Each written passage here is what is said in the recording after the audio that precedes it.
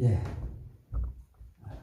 우리는 지금 쭉 말씀 진행하고 말씀 보는 그 어떤 길이 있어요. 어떤 틀이 있습니다. 저는 처음에 이 성령의 소유적인 이름이 있다.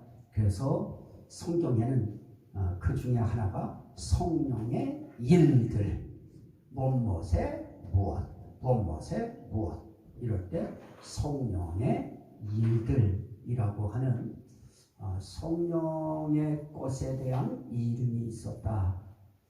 그러면 그 성령의 일들이라고 하는 그 이름 속에 어떤 의미를 우리는 발견해야 될 것인가? 성령이 하시는 일은 새 피조물이 되게 하시는 일이다. 다른 말로 말하면 새 사람이 되게 하시는 일이다.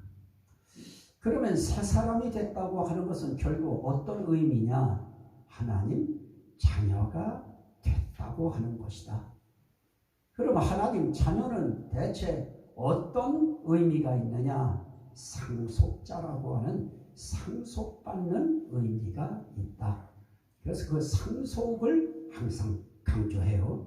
하나님도 구약시대에 상속에 대한 의미를 강조하고요. 또 신약에서도 예수님 자신이 그 상속에 대한 것을 강조하시고 또 그 제자들이 그 상속에 대한 부분에 강조를 합니다.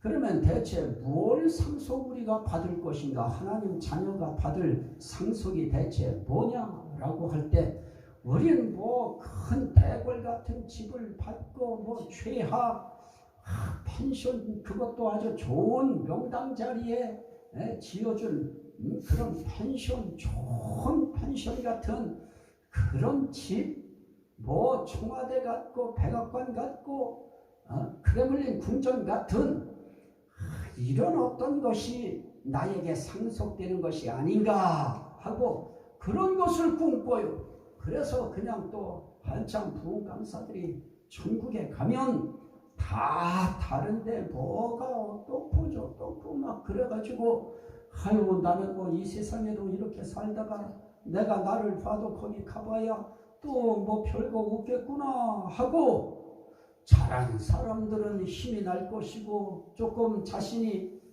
나는 아직 믿음이 충만하지 못하구나 할 때 뭐 아주 그 참 다운될 수밖에 없어요. 근데 제가 성경에서 발견한 것은 이런 것입니다. 영광을 상속받는다. 그 영광이 어떤 것이냐? 하나님의 영광이다.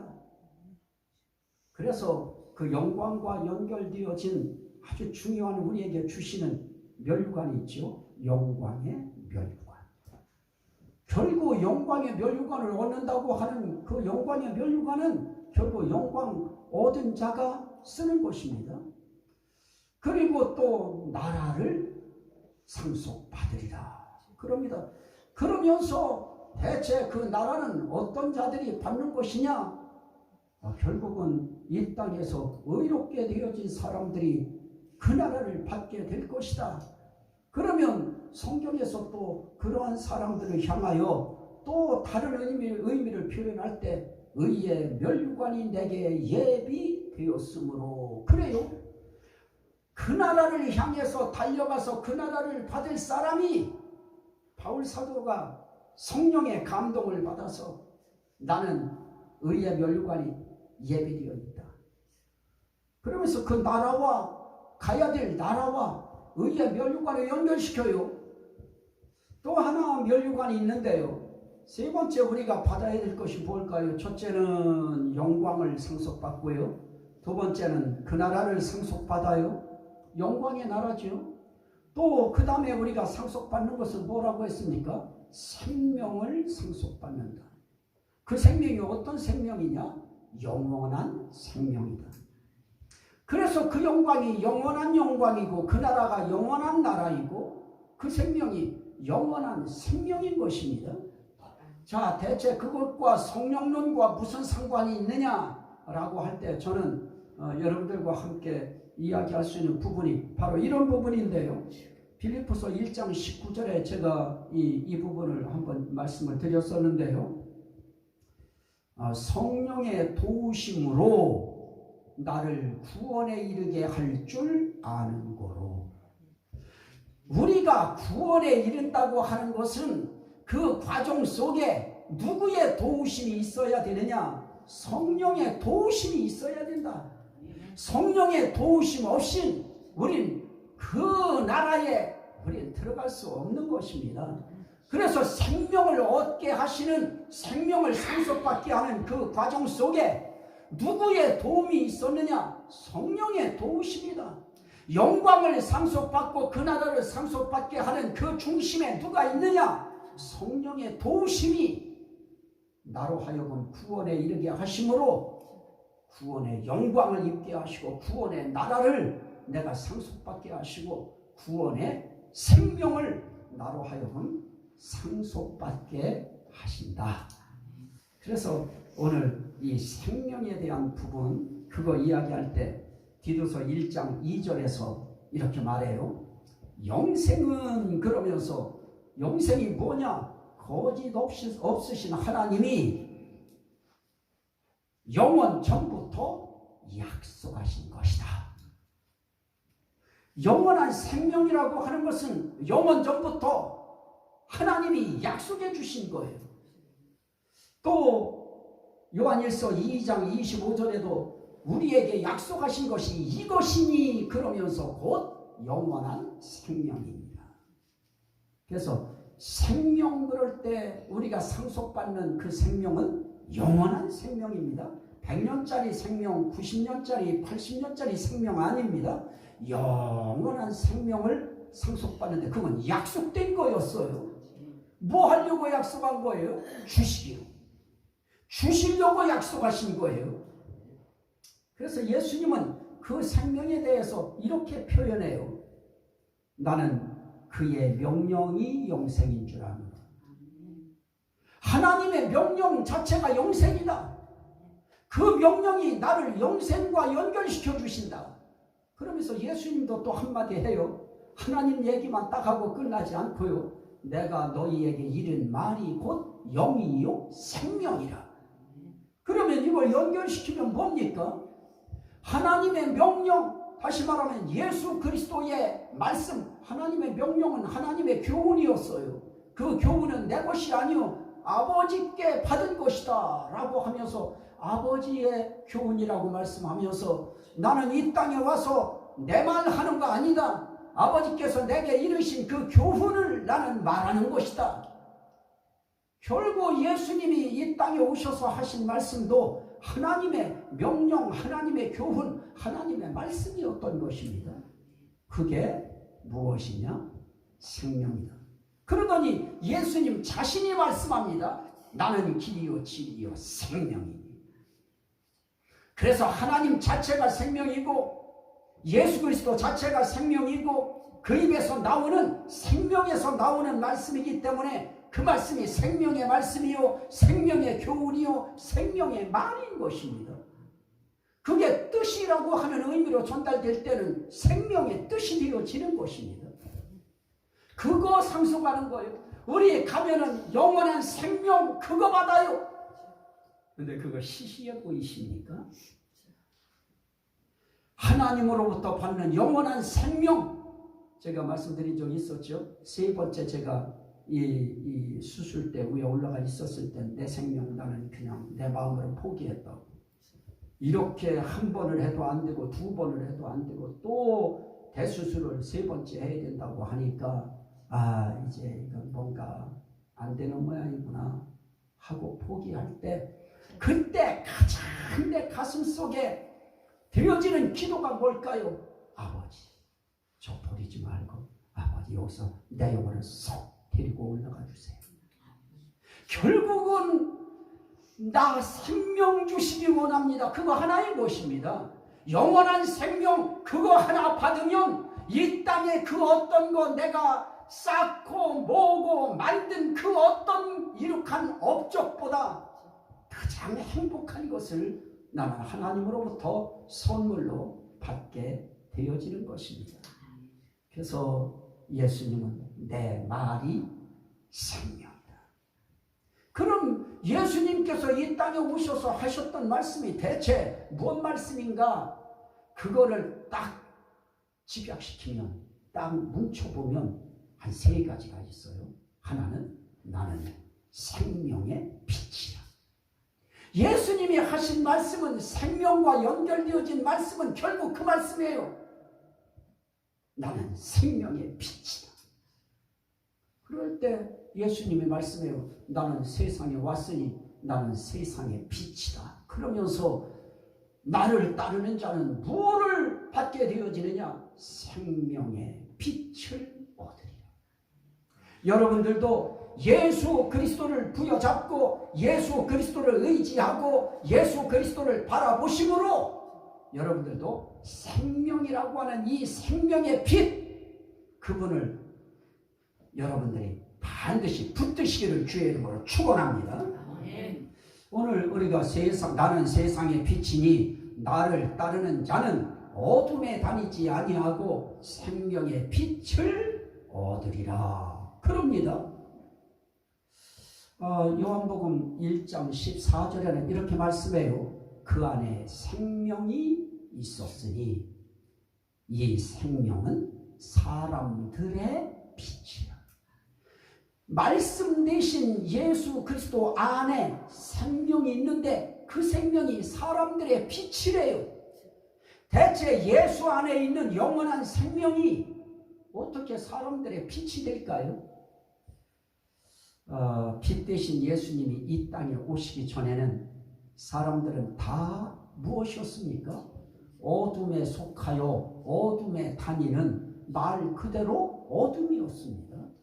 그런데 이 빛이 되시는 예수 그리스도, 그것도 어떤 빛이에요? 생명의 빛 되시는 예수 그리스도께서 이 땅에 오심으로 그 생명의 빛이 그 사람 한 사람에게 비춰질 때, 그때 그 생명이라고 하는 것은 어둠에 있는 자들에게는 무엇이냐? 빛인 것입니다.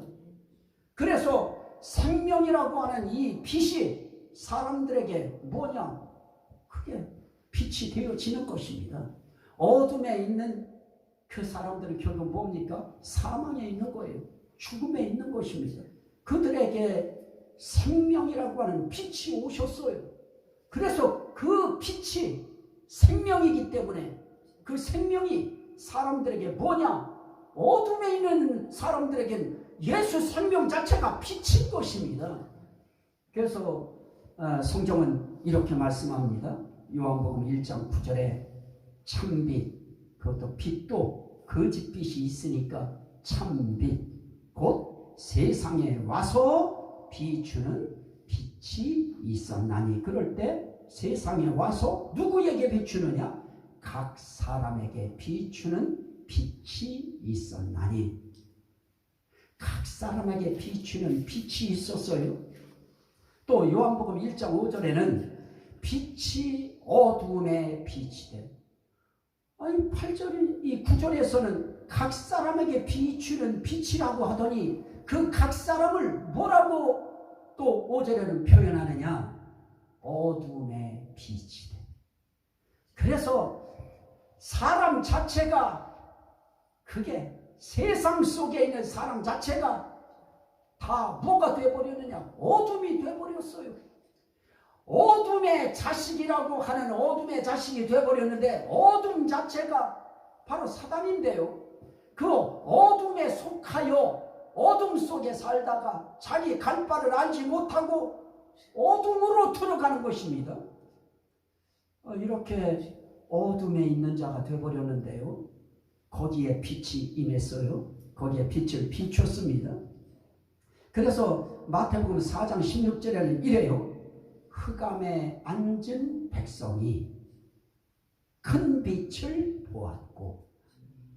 흑암에 앉은 백성이 아주 깜깜하고 어두운 걸 흑암이라고 그래요.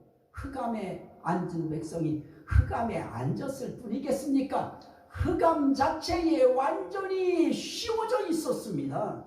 그래서 톡 보면 그게 사람이 아니지요. 여러분 이 탄광에 저는 이제 어릴 때 탄광 저 함백 사부 이쪽 지역에 아버지가 그쪽 지역에서 일을 하시기 때문에 거길 갔다 온 적이 있었는데요.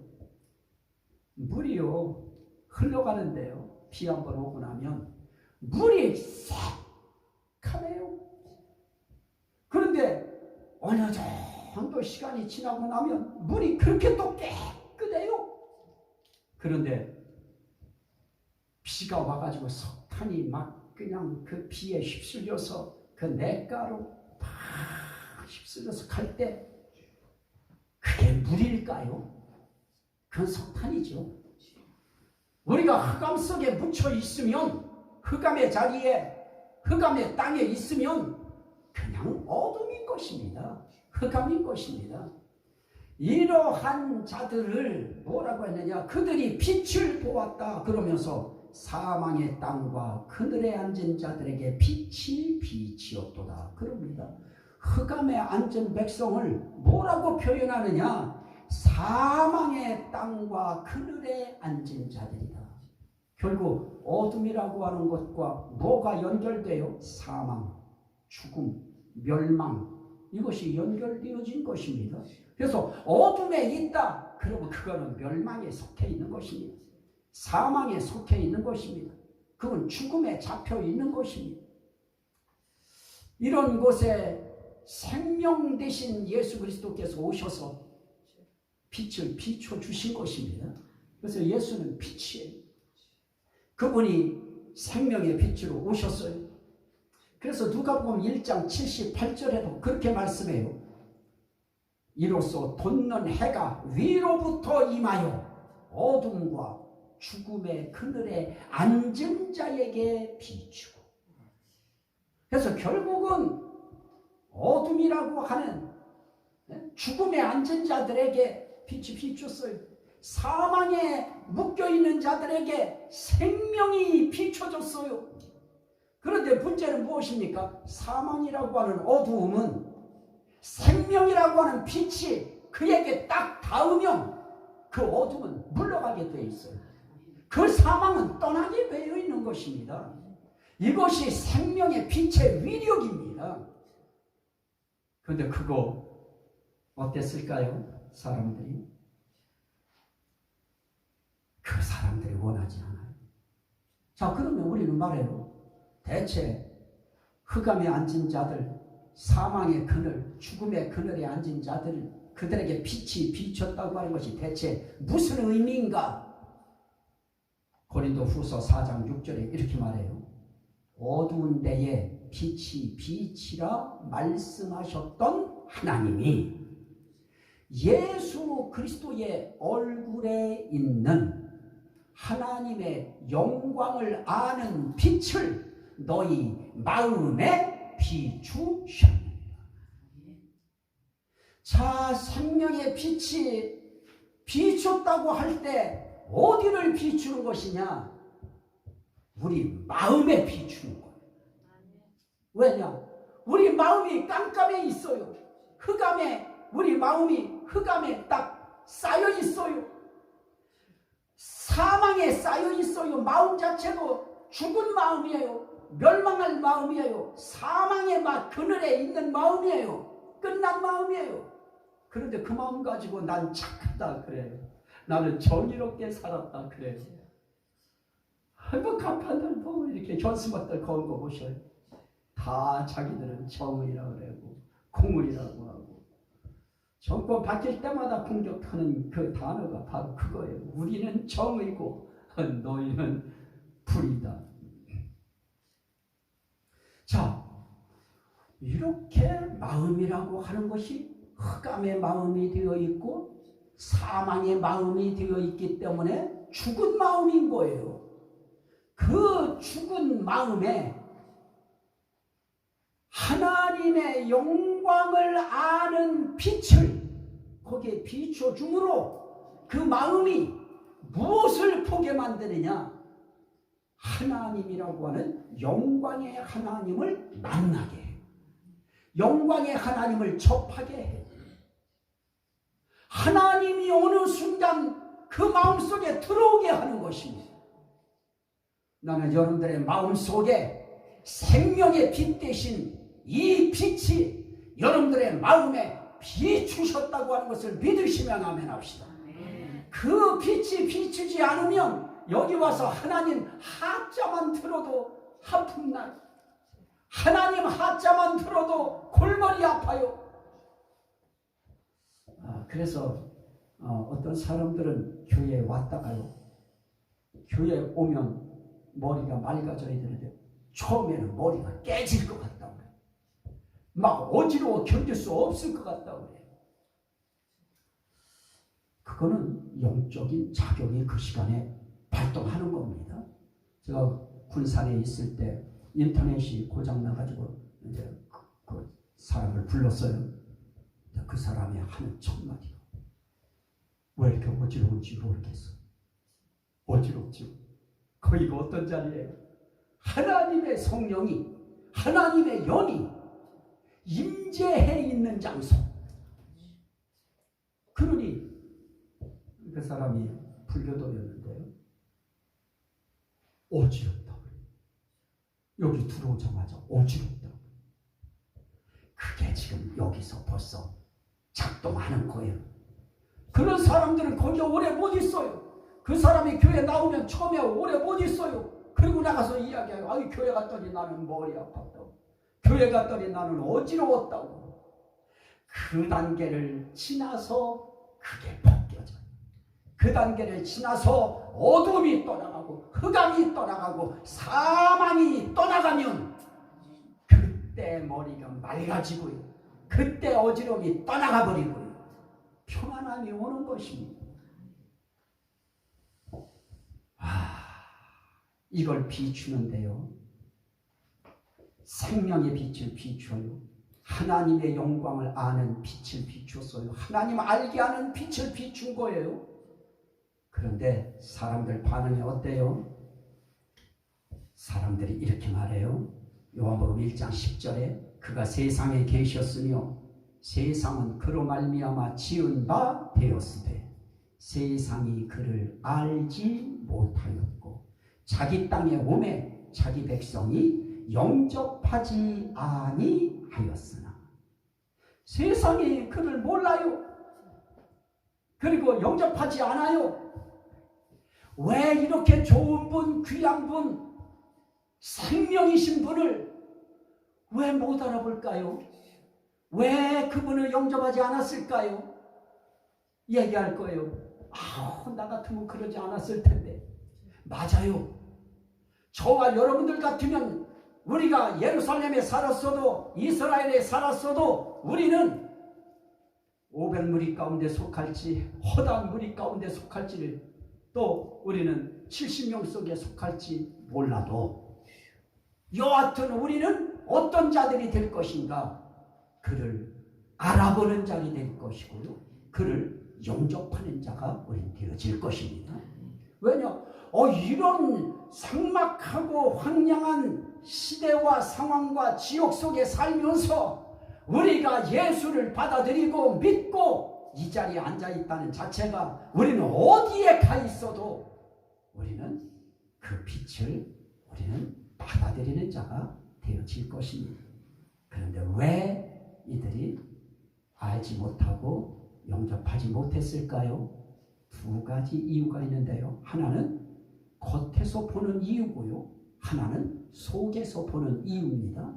겉에서 보는 이유는 이거예요. 요한복음 3장 19절에 보면 곧 빛이 세상에 왔으되 사람들이 자기 행위가 악함으로 빛보다 어두움을 더 사랑한 것입니다. 여러분, 사기치고 막 남에게 아주 행포를 부리고 이러는 악한 사람들은 교회 다니고 성경책 옆에 이렇게 끼고 코기에 살며시 위로 살짝 꼭 오른쪽으로 꽂죠.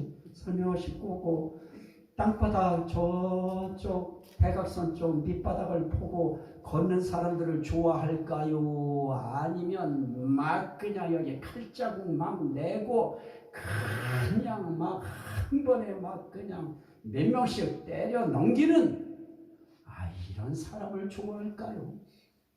악한 사람들은 악한 사람들하고 손잡고 친구하자고 하고 우리 형제하자고 하고 그러는 거지요.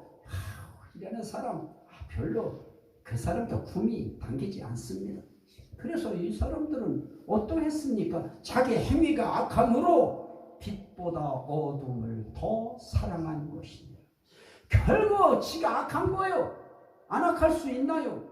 선악과 다 먹었는데요. 그 후예들이 안 악할 수 있나요? 다 죄악에 전부 다 죄의 악이라는 게 뭐예요? 죄와 악이 거기에 함께 붙어 있는 건데요. 죄만 있는 것이 아니에요. 거기에 악성까지 다 와 있기 때문에 악한 거예요. 그래서 애기들 봐요. 지 엄마는 그냥 아프면서도 이거 풀어가지고선 배고프다고 울면은 저 먹으라고 식사 시간 됐다고 식사 밥 먹여주려고 가슴 열어서 주는데 막 그냥 아주 악한 놈들이 아주 그냥 아주 깨물어 버리잖아. 아주 깨물어 버려. 늦게 줬다고. 아주 악해요. 그 악한 게 뭐냐? 애들 첫말 하는 거 한번 보셔요. 좋은 말 먼저 배우나 악한 말 먼저 배우나 악한 말 먼저 배우고요. 아주 악한 끼들이 다 있어요. 제가 초등학교 막 들어갔을 때가 아마 6살인가요? 7살. 저는 7살로 기억하는데요. 학교에서 그때 필통도 줬고요. 연필도 주고요. 칼도 줬는데요. 친구가 싸우는데 내가요 7살짜리 되니까 아무것도 모르는 애가 야 이거를 찔러 그래고 내가 칼을 줬어요. 나 이런 놈입니다. 나 좀 무서운 놈이에요. 7살 때 그저 이렇게 칼이 요만한 게 있었어요. 이렇게 접는 거 이렇게. 그 칼을 가지고 친구들이 싸우는데 싸우지 말라고 말려야지요. 7살짜리 우리 집에서는 착하고 순진하고 아무것도 모르고 이런 거로 알고 있었지요. 그거를 찔러라고 한 걸 내가 기억하고 있어요. 7살 저 기억이 그거 하나예요. 악해요. 행위가 악함으로 빛보다 어둠을 더 사랑했기 때문에 그들이 빛 안 좋아해요. 영접하지 않아요. 그래서 악을 행하는 자마다 빛으로 오지 아니하나니 이는 그 행위가 드러날까 함이요. 빛으로 못 나오지. 정말 이 악은 어둠은 빛으로 나오기를 꺼려해요.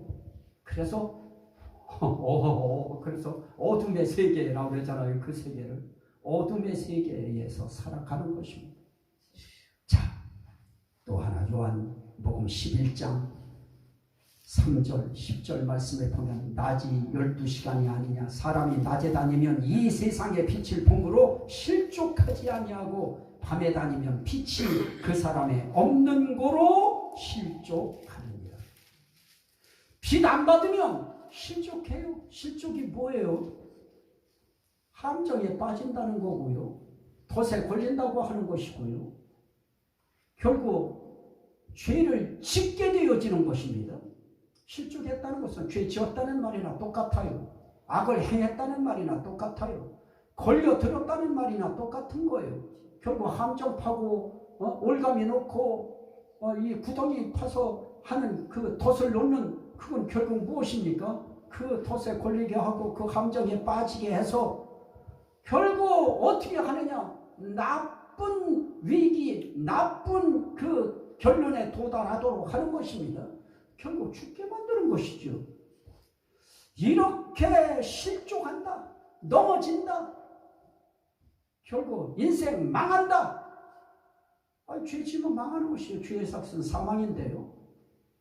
이렇게 결과는 뭐예요? 겉에서 보면 자기 행위가 악해서 빛보다 어둠을 더 사랑했기 때문에 빛이 왔는데 생명이 왔는데 몰라봐요.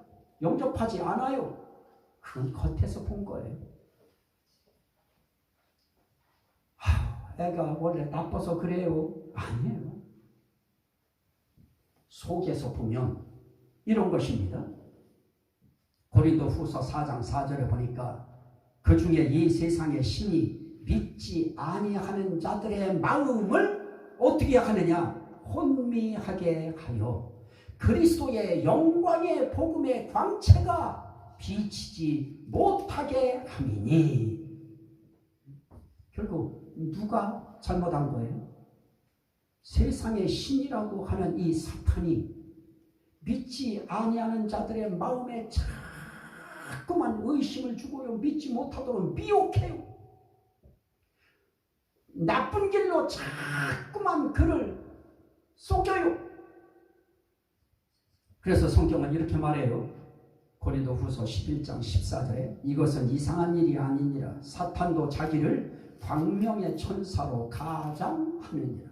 그래서 빛도 그냥 빛이 있고 참빛이 있는데요, 사단이 가장하는 그 빛. 그래서 기도할 때 사단도 아주 착한 천사인 척, 그래서 아주 하얀 옷을 못 입어요. 그가 천사인 척 나타나도 거의 회색빛일 거예요. 그런 식으로 나타나서 어떤 때는 말도 해요. 가르침도 줘요.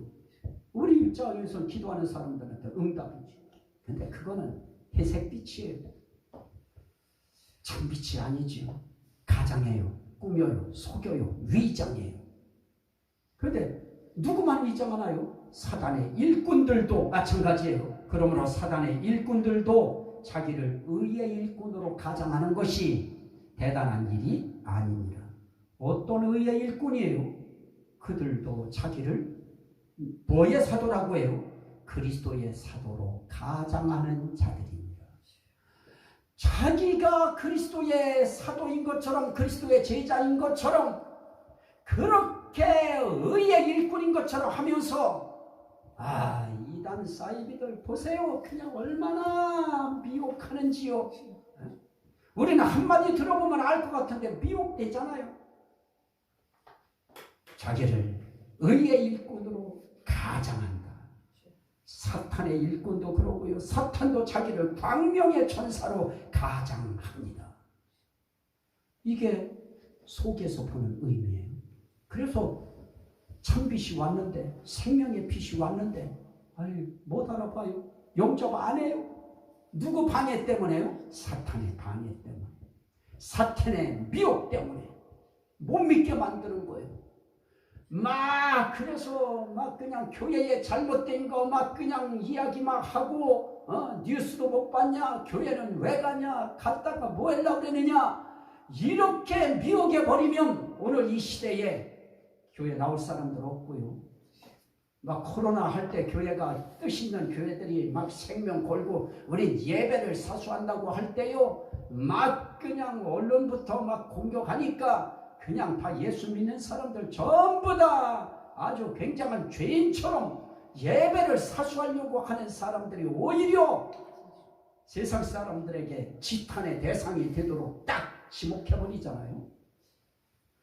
그런 미혹의 소리에 사람들은, 그것이 언론일 때는 언론의 미혹의 소리에 그 언론을 타고 사단이 일꾼 삼아서 하는 거 아닙니까? 거기에 사람들은 혹할 수밖에 없어요.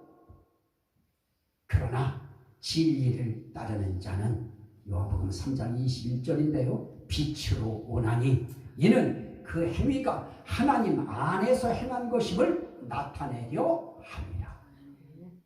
그래서요, 진리를 따르는 사람, 생명을 따르는 사람, 빛을 따르는 사람, 그 빛이 누구라고요? 예수. 예수 따르는 사람은 반드시 어디로 오느냐? 빛으로 오게 돼 있어요. 어둠 싫어요. 나도 그 어둠 싫어요. 어두운 세계 싫어요. 어둠을 사랑하지 않고 빛을 사랑하게 돼 있어요. 그러면 오늘 우리가 어떻게 그 생명의 빛에 대하여 우리는 어떠해야 되는가? 다른 그 어떤 부류는 알지 못하고 영접하지 아니하고 사랑하지 아니하고, 사랑하지 않는다는 말은 미워한다는 거예요. 그냥 기독교 공격하는 사람들 한번 인터넷에 댓글 한번 보면요, 무섭습니다. 이건 가슴이 서늘해서 몇 귀절 못 읽겠어요. 막 무서워요. 저는 뭐 하나 영상 올려놨더니요, 그런 사람들은 탱크로 깔아 뭉개야 된다 댓글이 다 올라왔어요. 아니 모여서 찬양하고 기도하는데 탱크로 깔아 뭉개야 된대요. 미혹이 힘을 발휘하고 위력을 발휘하면 그런 글 아무렇지 않게 써버립니다. 그런 말 다 할 수 있습니다. 그래서 목사 보고 목사라고 하고, 기독교 보고 개독교라고 하고, 그래도 양심의 가치 그들은 없어요. 그런데 우리는 무서워서 그런 표현 못 써요. 그럼 어떻게 해야 될까요? 요한복음 12장 35절로 36절에 주님 이렇게 말씀해요. 아직 잠시 빛이 있을 동안에 어둠에 붙잡히지 않게 하라. 아직 잠시 동안 너희 중에 빛이 있으니 빛이 있을 동안에 다녀 어둠에 붙잡히지 않게 하라. 어둠에 다니는 자는 그 가는 곳을 알지 못하느니라. 너희에게 아직 빛이 있을 동안에 빛을 믿으라. 그리하면 빛의 아들이 되리라. 여기에 놀라운 교리가 하나 있어요. 우린 성부 하나님 그러면 하나님은 아버지 그래요. 그리고 우리는 그분의 아들 그럽니다. 그런데 오늘 뭐라고 말해요? 빛이 있을 동안에 빛을 믿으라. 그리하면 빛의 아들이 되리라. 예수 그리스도가 생명의 빛이라고 했습니다. 생명의 빛된 예수 그리스도를 믿으라는 것입니다. 그 예수, 빛 되신 예수 믿으면 빛의 아들이 되리라. 하나님의 아들이 되는 것이고요, 예수의 아들 되는 것입니다. 우리는 삼위일체 하나님이라고 하는 의미를 너무너무 떼어놓고 생각하면 안 됩니다. 삼위일체 하나님, 그래서 제가 항상 삼위일체라고 하는 삼위일체성을 항상 묻고 강조하는 것이 뭐냐? 우리는 하나님의 아들 됐습니다. 그 의미 속에는 나는 예수 그리스도의 아들이라고 하는 의미도 있습니다. 성령의 아들이라고 하는 의미도 있다 하는 거 강조하려고 하는 것입니다. 빛을 믿어라. 그 빛은 어떤 빛이에요? 생명의 빛. 그게 누구예요? 예수 그리스도. 그 빛을 믿으면 뭐가 된다고요? 빛의 아들이 되리라. 빛의 딸이 되리라. 다시 말하면 빛의 자녀가 되리라. 그래서 영접하는 자, 곧 그 이름을 믿는 자들에게는 하나님의 자녀가 되는 권세를 주셨습니다.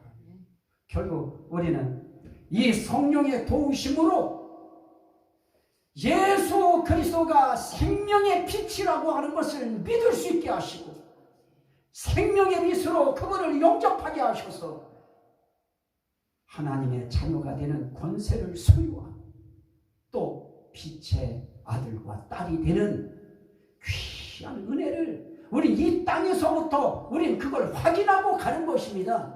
그리고 그 세계에 들어갔을 때 우리는 정말 그분의 자녀가 되어 있는 것입니다. 그리고 우린 그 영생을 우리가 상속하는 것입니다.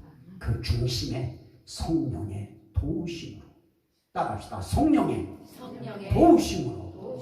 그래서 우리를 거기까지 이끄시는 그 성령님을 잊으면 안 된다는 거예요. 그래서 예수님 그러다가도 또 때로는 성령님, 이게 우리에겐 항상 교체되면서 나와야 돼요. 그래서 항상 처음에 이 성경 공부를 이 성령께서 시키실 때 길게 할 때는 한 2시간 가까이, 또 어떤 때는 1시간 반, 어떤 때는 1시간, 또 짧았을 때는 한 40분 이렇게 말씀하실 때 그때 강조점이 예수였어요. 성경은 예수로 봐라. 이것이 강조였고요. 하나를 봐도 깊게 파서 봐라 말씀하셨고요. 그러면서 말씀하신 것이 무엇이었느냐? 그렇다고 해서 성령님을 무시하면 안 된다. 예수 강조하라고 했다고 해서 성령님을 무시하면 안 된다. 항상 성령님을 앞세우라.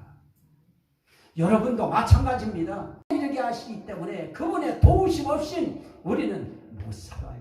그분의 도우심 없인 우리는 우리 믿음, 우리는 그 빛, 또 어둠에 붙잡히는 거, 어둠 붙잡히는 거 순간이에요.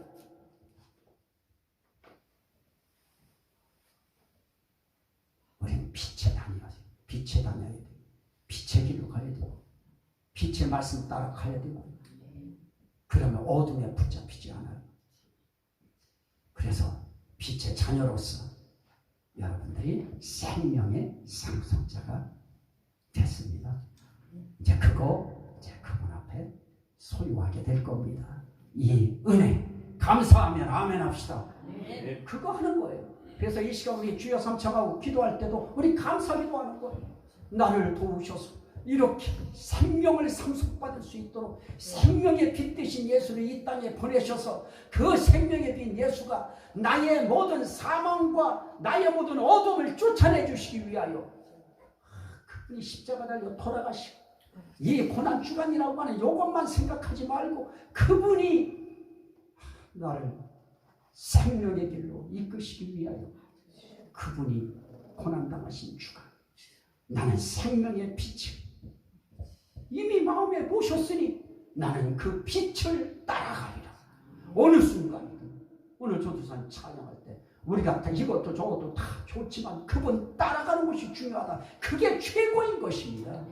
빛 따라가시기를 주의 이름으로 축원합니다. 그러면 빛의 나라에 도달할 것이고 빛의 생명이 여러분들에게 상속될 것입니다. 주여 상창하고 하나님 앞에 감사기도 하십니다. 주여